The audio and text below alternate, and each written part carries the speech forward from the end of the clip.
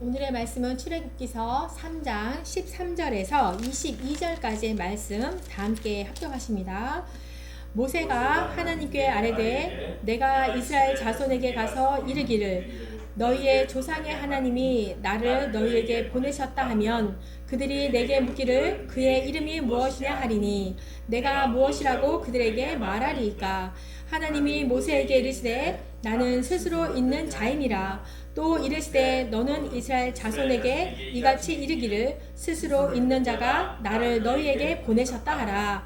하나님이 또 모세에게 이르시되 너는 이스라엘 자손에게 이같이 이르기를 너희 조상의 하나님 여호와 곧 아브라함의 하나님 이삭의 하나님 야곱의 하나님께서 나를 너희에게 보내셨다 하라.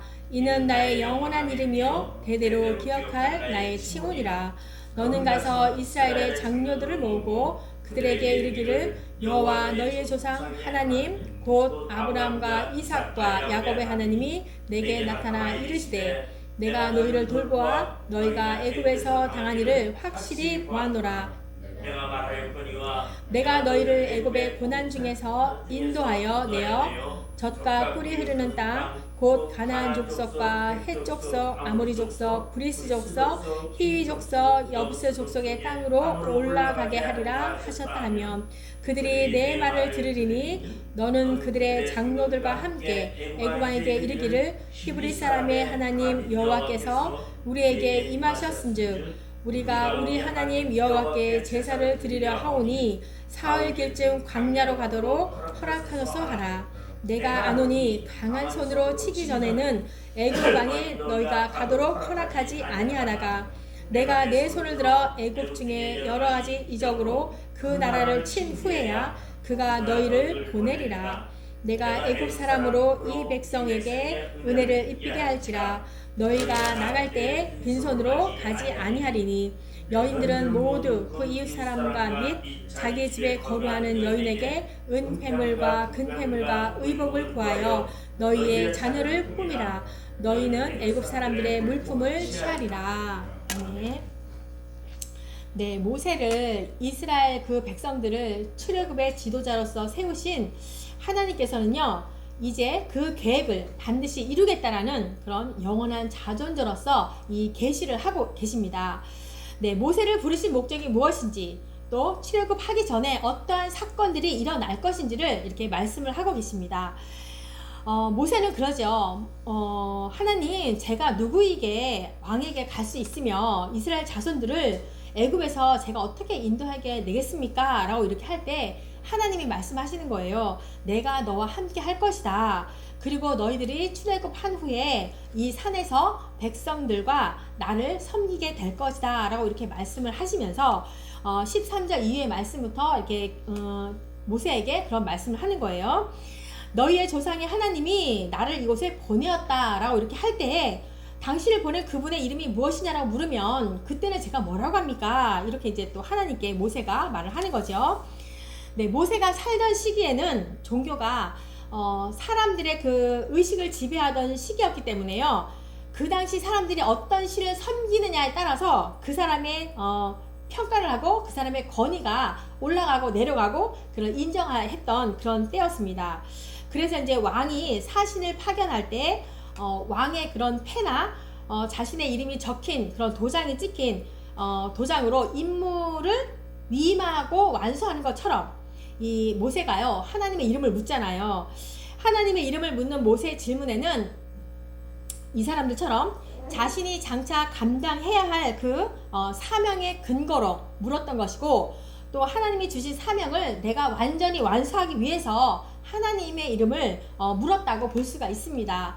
그리고 이 질문 가운데는 하나님의 속성을 더 알고 싶어서 이 모세의 그런 의도가 있다라고도 볼 수가 있습니다. 왜 그러냐면 예전에 그 왕자로 있었을 때에 모세가 동족을 보살피러 나갔을 때, 그쵸? 보살피러 나갔을 때 살인까지 하게 되었잖아요. 그럴 때는 하나님이 자기와 함께 있지 않은 것 같았습니다. 사실로 이제 그 일로 인하여서 그의 그 거룩한 의지가 무너지게 되었고 도망자 신세가 되었고 또 다른 그 이국 땅에서 양떼를 치는 목자로 전략을 하려고 이렇게 하고 말았잖아요. 그래서 모세는 이렇게 또 이 자기에게 주신 그 사명을 주신 그 하나님이 도대체 어떤 분이신가를 알고자 했던 그런 질문이기도 한 것입니다. 사실은 모세는 이제까지 가지고 있던 그 신앙이 누구한테 배웠냐면은 그 엄마 요게벳으로부터 배웠죠. 들었지만 이제는 자신이 직접 하나님이 누구신지 체험하고 싶었던 것입니다. 그래서 14절에 모세의 질문에 하나님이 뭐라고 하십니까? 나는 스스로 있는 자이니라. 이스라엘 자손들이 묻거든 스스로 있는 자가 나를 너에게 보내었다라고 이렇게 말씀을 하라고 합니다. 그것은 하나님이 자신이 절대 주권자임을 말씀하고 있는 거예요. 사실은 모든 피조물들은 뭐예요? 다 상호 의존적 관계이잖아요. 그런데 인간도 마찬가지로 태어나면서부터 부모에게 의존을 해야 하고 또 생활 속에서도 우리가 의존하며 살아가야 되는 거고, 동물과 또 모든 자연세계도 마찬가지로 다 상호 의존적 관계예요. 그런데 하나님은 어떠합니까? 자존적 존재인 거죠. 전혀 다른 사람과 의존할 필요가 없으신 당신의 깊고 오묘한 지혜로서 모든 것을 홀로 판단하시고 결정을 하십니다. 그래서 모든 주권과 영광은 하나님께 있고 거기에는 어떠한 잘못과 실수됨이 없으신 분이에요. 그래서 모세를 이스라엘 자손들을 이끌어낼 그런 지도자로 하나님이 쓰신다고 하는데 어찌 그 계획 가운데 오차가 있을 수가 있겠습니까? 또 사사시대 때 보니까요, 기드온을 사용할 때도 마찬가지로 기드온은 더 그랬더라고요. 하나님 앞에 제가 어떻게 하겠습니까? 표징을 보여주세요. 계속 몇 번을 말하는데요. 기드온을 사용할 때도 마찬가지로 여호와 앞에서 악을 행했던 그 이스라엘 백성들에게 미디안 그 손에 7년을 넘겼어요. 너무 하나님 앞에 악을 행하니까. 그랬더니 그것 가운데 너무 고통스러우니 그 이스라엘 백성들이 부르짖지요. 부르짖었을 때에 내가 애굽에서 너희를 인도하였고 종 되었던 집에서 나오게 하였고 너희를 학대하던 그들에게서 건져내고 너희 앞에서 쫓아내며 그 땅을 너희에게 주었던 여호와 하나님이시다. 그러니 너는 가서 백성들을 구원하라. 내가 너와 함께하여 미디안 사람 치기를 한 사람 치듯 하리라. 이렇게 하셨던 하나님이세요. 시대마다 하나님의 사람들을 이렇게 세워서 사용하신 것은요, 하나님의 섭리 가운데 하나님의 때가 되어서 행했던 계획이었던 것이지요. 그 하나님은 그렇게 자존하시며 모든 존재의 근원이 되십니다. 사도 바울도 로마서에 이런 말씀을 합니다. 11장 16절에 이는 만물이 주에게서 나오고 주로 말미암고 주에게로 돌아감이라. 이렇게 말씀을 하거든요. 나는 스스로 있는 자이다 라고 말씀을 하시는데, 우리 인간은 하나님의 그 존재를요, 우리는 다 알 수가 없어요. 우리의 지혜나 우리 지식으로는 도저히 이해할 수 없는 정말 한계가 있어요. 우리가 이해하기란. 그렇죠. 시공간의 그 초월적인 존재하신 하나님으로 인해서 우리는 그 하나님을 우리의 입으로, 우리의 지식으로 다 알려고 하는 것이 아니라 그 하나님으로 인하여서 우리는 단지 위로와 소망을 받아야 되는 것입니다. 네, 15절의 말씀 보니까 하나님이 또 모세에게 이르시되 너는 이스라엘 자손에게 이같이 이르기를 너희 조상의 하나님 여호와 곧 아브라함의 하나님, 이삭의 하나님, 야곱의 하나님께서 나를 너에게 보내셨다 하라. 이는 나의 영원한 이름이요 대대로 기억할 나의 치원이라. 네, 구약에서는요, 여호와라는 이름을 사용하셨을 때 언약의 하나님, 은혜의 하나님이라고 이렇게 나타나셨어요. 그런데 모세에게 말씀할 때는 조상의 하나님 이렇게 이제 표현을 하거든요. 그렇게 했던 것은 이스라엘 민족과 어떠한 친밀한 관계 되시는 하나님을 이렇게 표현하고 있는 말씀입니다. 그래서 인격적인 하나님이라는 뜻으로 관념적인 그런 존재가 아니고 물질적인 존재도 아니시고 인간들과의 어떤 인격적인 관계를 가지신 하나님이라는 것을 표현하고 있는 거예요. 그래서 이런 인격적인 하나님께서 이스라엘 백성들을 만나서 언약하시고 또한 앞날을 축복하시고 살아계신 하나님인 것을 이렇게 의미하고 있는 말씀인 것입니다. 그래서 아브라함, 이삭, 야곱의 하나님은 그들과 언약하시고 그 언약을 지키시기 위해서 모세 앞에 나타나신 거예요. 그래서 이스라엘 민족을 구출하기를 시작하시는 겁니다. 네, 하나님은 아브라함에게 약속하신 대로 그의 자손으로 큰 민족을 이루고 그들을 약속의 땅으로 인도하시기 위해서 지금 시작하시는 겁니다. 네, 그리고 또 뭐라고 합니까? 나의 영원한 이름이라 라고 이렇게 말씀을 하세요. 그것은 하나님의 영원성을 말하고 있어요. 시간적인 그런 개념 속에 무한성을 가리키는 것이고 또 시간을 초월하시는 언제나 영원하시는 자존하시는 분이라는 것을 말씀하시고 또 하나님의 그 영원성은 절대적인 존재와 모든 제약으로부터 받지 않으시는 자유하신 분이다. 그리고 시간, 공간, 지식, 능력 모든 관계로부터도 제약을 받지 않으시고 하나님은 영이기 때문에 모든 형식적인 그런 구별로부터 초월하신 절대자라는 거예요.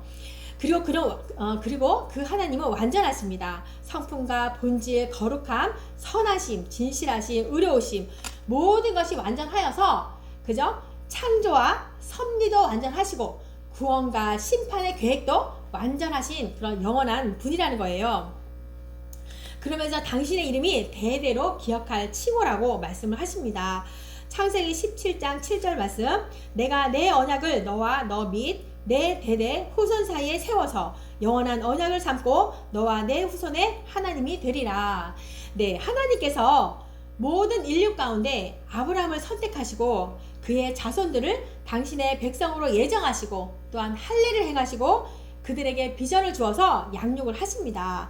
그래서 그들을 통하여서 메시아를 이 땅 가운데 탄생하게 하시고 모든 인류는 그래서 예수 그리스도를 믿음으로써 구원될 것입니다. 그리하여서 이스라엘 민족에게 대대로 기억될 그 하나님은요, 바로 모든 세계 가운데 하나님이시고 모든 민족에게 은혜를 베푸시는 그러한 하나님이신 것입니다. 네, 며칠 전에요, 그 IT 선교사님의 그 방송이 나와서 제가 그 현장 소식을 얘기하는 거를 말씀을 드렸는데요.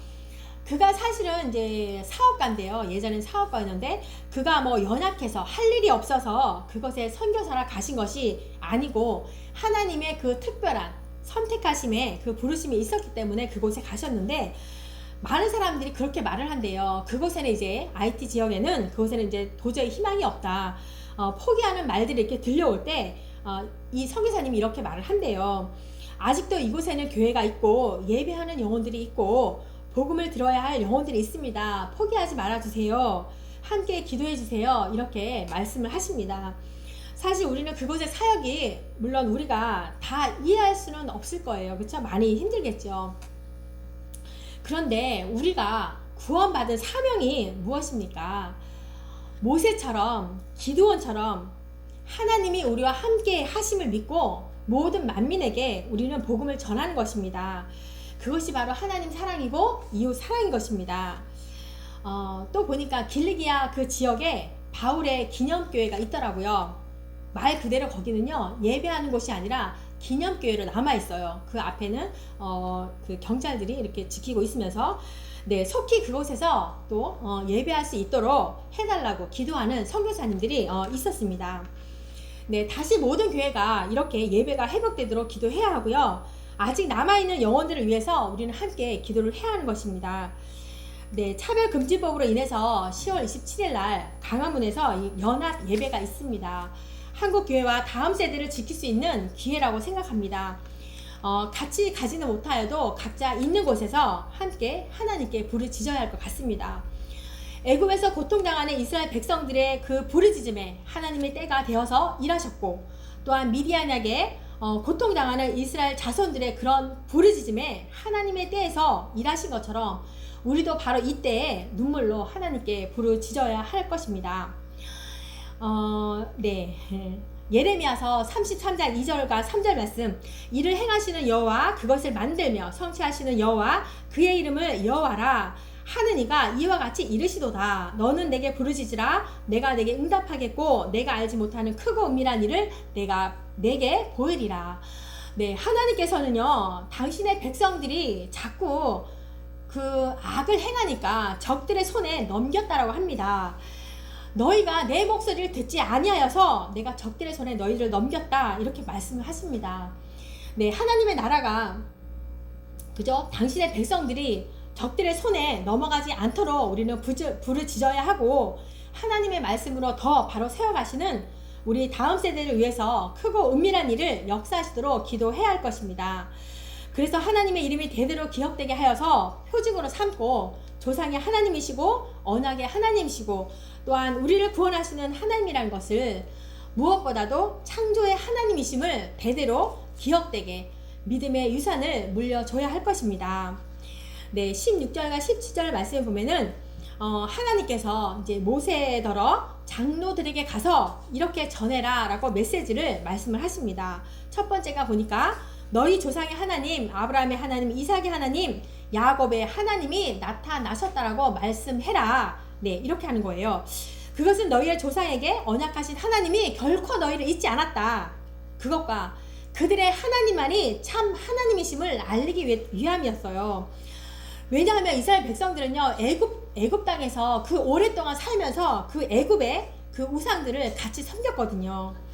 그래서 그들은 조상의 하나님을 잊고 살았어요. 그랬는데 하나님은 어때요? 나는 결코 너희들을 잊지 않았다. 하나님만이 그 애굽에서 너희들을 해방시켜줄 참 하나님이라는 것을 알게 하기 위함이었던 거예요. 그리고 두 번째 전할 메시지가 뭡니까? 내가 너희를 돌보아 애굽에서 당한 일을 내가 확실히 보았노라 라고 이렇게 말을 합니다. 여기에서 돌보아서 확실히 보았다라는 것은 하나님께서는 이제 직접 개입하여서 하나님의 뜻을 이제는 실행하겠다, 관심 있게 너희들에게 집중하겠다, 그런 말씀인 거예요. 그것은 조상들과의 그 언약하신 약속에 근거하여서 애굽의 박해를 더 이상 내가 두고 볼 수가 없구나, 하나님의 자비하심으로 이스라엘의 정말 그 백성들이 고난당하는 것을 내가 더 이상 방치할 수가 없겠구나, 집중하여서 내가 너희들을 돌보겠다라는 그런 말씀인 거예요. 네, 2장 25절의 말씀 보면은 하나님은 이스라엘 자손들을 권념하셨다라고 이렇게 말씀을 하는데요. 그 말씀은 뭐냐면요, 그들과의 언약을 기억하셨다. 그리고 하나님이 이제 직접 개입하여서 너희들을 돌보고 생각하겠다라는 그런 말씀인 거예요. 그러면서 세 번째로 그 장로들에게 전할 메시지가 무엇입니까? 너희들을 인도하여서 언약의 땅인 젖과 꿀이 흐르는 그 가나안 땅으로 올라가게 하겠다, 이런 말씀인 거예요. 이 약속은 그저 아브라함에게 하신 약속이었고 이제 이 약속을 이제 내가 실현시키겠다라는 그런 말씀인 거예요. 하나님께서 이 약속을 성취하기 위해서는요, 이스라엘 민족들이 성장하기를 기다렸고, 또한 애굽에서 극심한 고난을 당하게 함으로써 너희들이 탈출 의욕을 고양시켰던 것이고, 또 가나안의 죄악이 관영하기를 기다리셨던 그런 때였던 것입니다.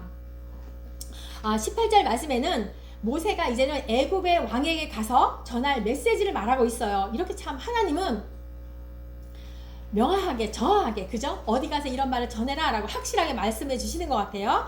18절에는 이제 바로에게 가서 이렇게 전해라 라고 말씀하십니다. 첫 번째로 히브리 사람의 하나님 여호와께서 우리에게 임하였다라고 말하라는 거예요. 바로에게 선전포고를 하는 거죠. 마치 도전장을 내미는 것 같습니다. 이스라엘 백성들은 이제 다시는 바로의 너의 민족이 아니라 하나님께서 직접 우리의 지배할 언약의 백성이라는 그런 말씀인 거예요. 바로가 너가 이 땅의 통치자라면 하나님은 우주 만물을 창조하시고 지배하시는 하늘에 계신 하나님이시다라는 거예요. 최고의 신으로서 유일하신 권위를 가지신 하나님은 바로에게 나타나시고자 했던 거죠. 그리고 두 번째는 뭐예요? 우리 하나님 여호와께 우리는 제사를 드리겠다, 이렇게 말하는 거죠. 도저히 바로가 들었을 때는 납득할 수가 없어요. 노예가 감히 뭐라고? 하나님이 나타나서 이제는 그 여호와께 제사를 드리겠다고? 정말 납득할 수가 없는 그러한 요구였어요. 그런데 어느 민족이나 그들이 섬기는 신을 섬길 수가 있었고요. 그러한 신앙은 어떤 권력 앞에서도 이렇게 막을 수 없었던 것을 하나님은 이미 알고 있었어요. 특히 이스라엘 민족의 그 신앙은 어떠합니까? 어떤 권력도 막을 수 없는 그런 것을 이렇게 말한 것은, 그 요구를 말한 것은 하나님의 지혜가 담겨져 있던 요구였던 것입니다. 네, 그래서 19절에서 20절까지 말씀을 합니다. 이스라엘 민족이 하나님께 예배 드릴 것을 바로가 반대할 거야 당연히. 그런데 하나님의 강한 손과 여러 가지 이적으로 인하여서 바로가 굴복될 것을 말씀하시는 거예요. 일어난 일이 아닌데 하나님께서 이렇게 될 것이다 라는 것을 모세에게 말을 하는 거죠. 이렇게 말씀을 한 거는 모세로 하여금 그의 사명에 대한 확신을 주고자 함이었고 담대함을 주기 위해서였습니다. 그리고 바로에게는 뭐예요? 이스라엘을 구출하겠다라는 하나님의 의도의 확고함을 말씀하고 있는 거죠. 21절과 22절 말씀. 내가 애굽 사람으로 이 백성에게 은혜를 입히게 할지라. 너희가 나갈 때에 빈손으로 가지 아니하리니 여인들은 모두 그 이웃 사람들과 및 자기 집에 거류하는 여인에게 은폐물과 근폐물과 의복을 구하여 너희의 자녀를 꾸미라. 너희는 애굽 사람들의 물품을 취하리라. 하나님께서 이스라엘이 출애굽할 때 애굽 사람들이 이스라엘 백성들에게 은혜를 베풀고 금과 은과 보화까지 이렇게 빈손으로 절대 가지 않게 할 거야. 금과 은과 모든 보화를 너희에게 주게 할 거야. 이렇게 말씀하는 거죠. 이것도 말도 안 되죠. 애굽 사람들, 그죠? 자기들의 노예인데, 노예들이 나가는데 은혜를 베푼다는 것은 이해가, 사람들의 그 생각으로는 이해할 수가 없어요. 그것은 애굽의 그 장자를, 마지막에 장자를 치잖아요. 애굽의 장자를 치심으로써 애굽 사람들에게는 그 생명보다 금, 은, 보화, 이 폐물이 중요하지 않았어요. 그러니까 중요하지 않기 때문에 이 10가지 재앙을 경험한 그들은요, 이스라엘 백성들이 애굽에서 떠나기만 바랬던 거예요. 금은 보화가 필요가 없었어요. 오직 그것을 다 주더라도 이 백성들이 제발 떠나기를 바랬던 거죠. 이렇게 하나님은 사람들이 상상도 못한 이러한 방법으로 모든 억압과 핍박과 고역으로 시달렸던 이스라엘 백성들을 바로 위로하시는 그런 보상을 받도록 하나님께서 계획하신 것입니다. 네, 하나님께서 모세에게 이렇게 말씀하신 것은 내가 계획한 일을 미리 이렇게 알게 하면서 너의 사명에 확신을 심어주기 위함이었던 것입니다. 네, 그리고 이스라엘 민족들에게 대한 하나님의 그 깊은 배려가 함께 있었습니다. 사실은 출애굽을 통하여서 이들은요, 이 백성들을 정치적인 자유는 있었습니다. 출애굽을 하니까 그런 노역을 하지 않았기 때문에, 그죠?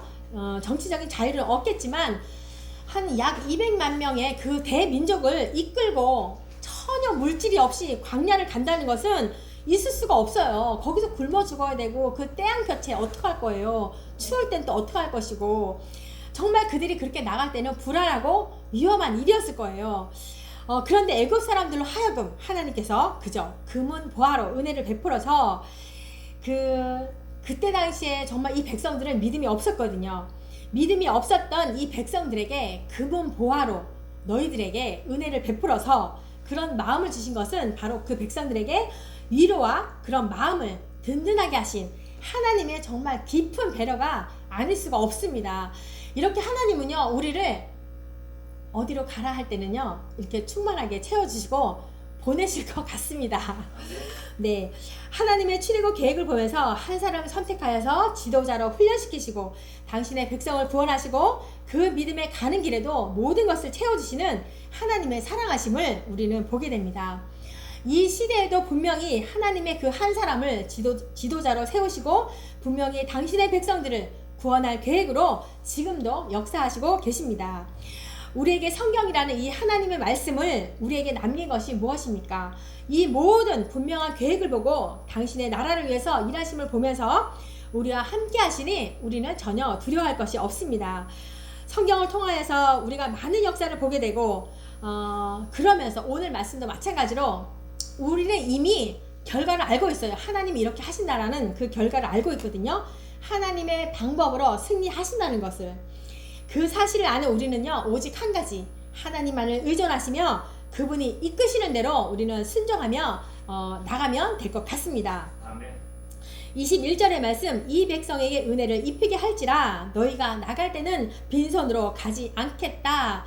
이 말씀, 이 언약의 말씀을 의지하시면서 나가시는 저와 여러분이 되시기를 축복합니다. 아멘. 아멘. 네, 312장 찬양합니다.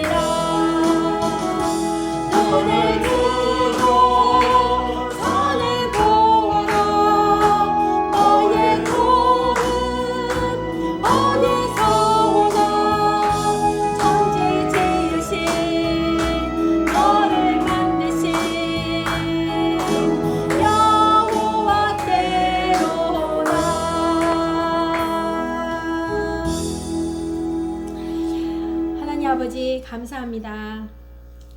우리의 삶을 보면서 투정도 해보고 힘들다고도 해보고 잠시 멈출 때도 있었습니다.